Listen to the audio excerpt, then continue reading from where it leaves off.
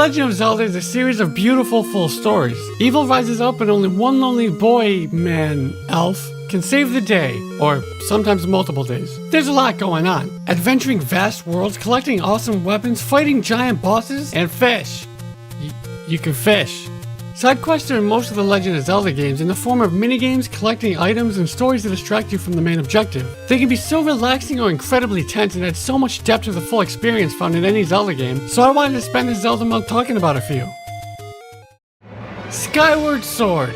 Please try to contain your anger for a couple of minutes. Almost everyone I've ever talked to has either only praised it or, much more likely, absolutely shredded it to pieces. You would be hard-pressed to find someone indifferent or even in the middle of the discussion. I am one of those people. I know I'm terrible. I see so many complaints about the motion controls, Fi being worse than Navi, the backtracking is absolutely unbearable, flying around is very bland, and how it's just a generally boring game. While I disagree with a lot of the issues, I completely see people's grievances and have quite a few of my own. One minute you're very angrily swimming around looking for fish notes, and the next, you're inspired to save Zelda and continue your quest. I personally don't understand it, but I think a lot of it comes down to story and gameplay. But that's not what this list is about, and I'm going to showcase what I feel is one of the stronger aspects of the game, the side quests. More specifically, the Gratitude Crystal side quest. Now, this is kind of a blanket term for most of the side quests in the game, but the overarching goal is the same. It starts with the search of a missing child. After defeating the first temple, there will be a mother looking for her daughter and ask you for your help, so you shoot her in the face! Nah, you should probably help her.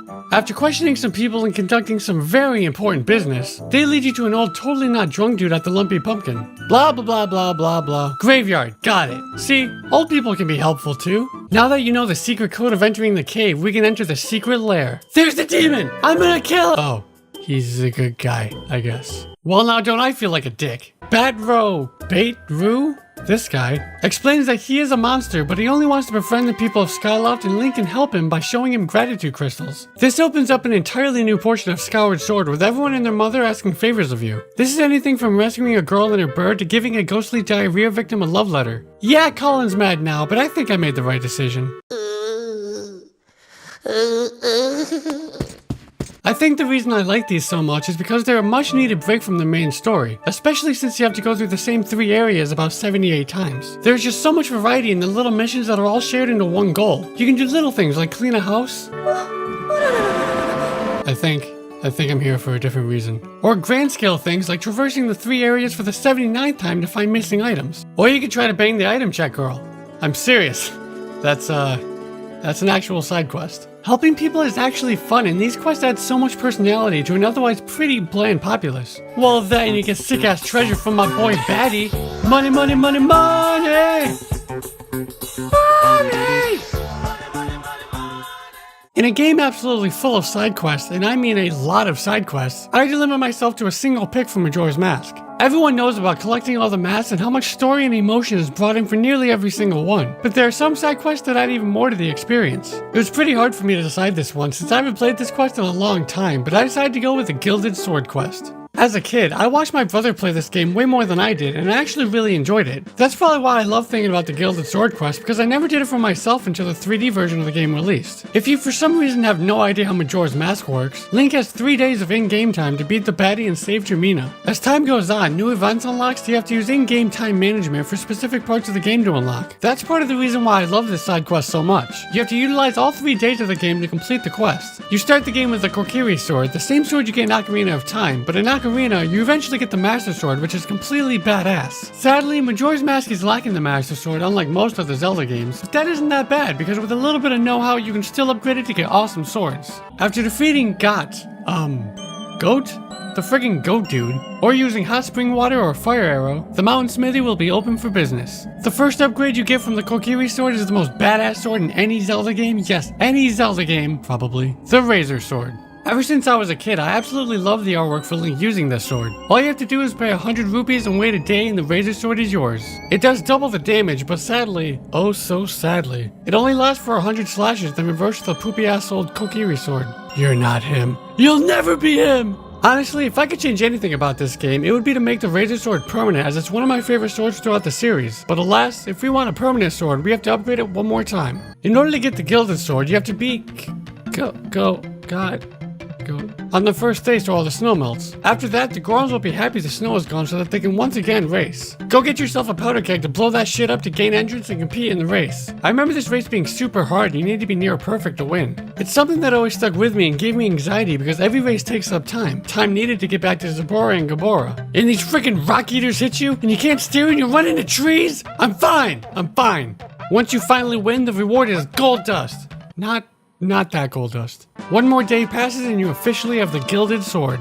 The gold and silver blended with it being visually longer in-game, and once you get it, you can't lose it unless you didn't save like a big old dumb. Slash as much as you want and even go back through time and you'll still have it. It's one of the only upgradable items in the game, and the journey it takes to achieve it is quite the experience. The Gilded Sword combined with the Mirror Shield and Bunny Hood are tattooed in my mind forever as something I'll never forget.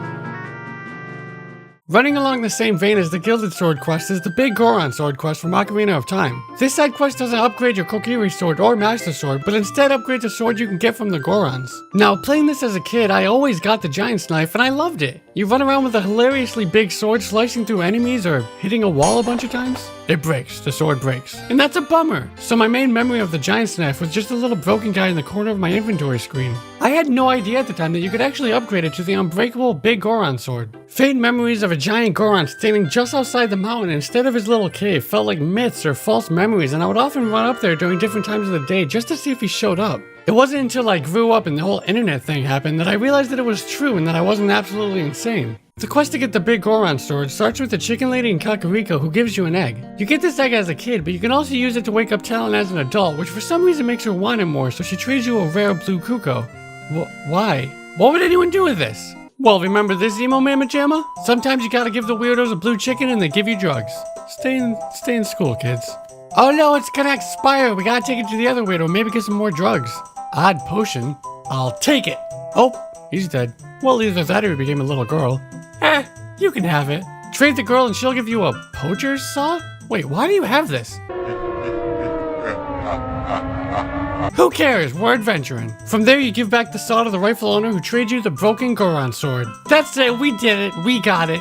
Just kidding. Let's get this thing forged up. But wait, we can't because Giant McGoldballs is old and can't see anymore. He tells you to go see King Zora for eye drops. But of course he doesn't have eye drops. He has a frog. This could also be drugs. Seriously, stay in school.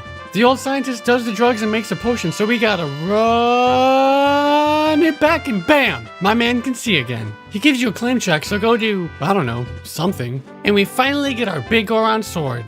Running around talking to all these characters feels so different than the rest of the game. They all refer to each other in a way that's not normally seen, opening up new dialogues which helps build a world worth remembering. This side quest was a completely new experience in a game that I've played countless times, and I can't explain how good of a feeling that is. It's really what side quests can bring to a game, especially a Zelda game. Secret stories and experiences that you may have missed on a first playthrough, or you might go looking for just to escape the main story. Thanks for watching this video, guys. Now go play a Zelda game and enjoy some side quests.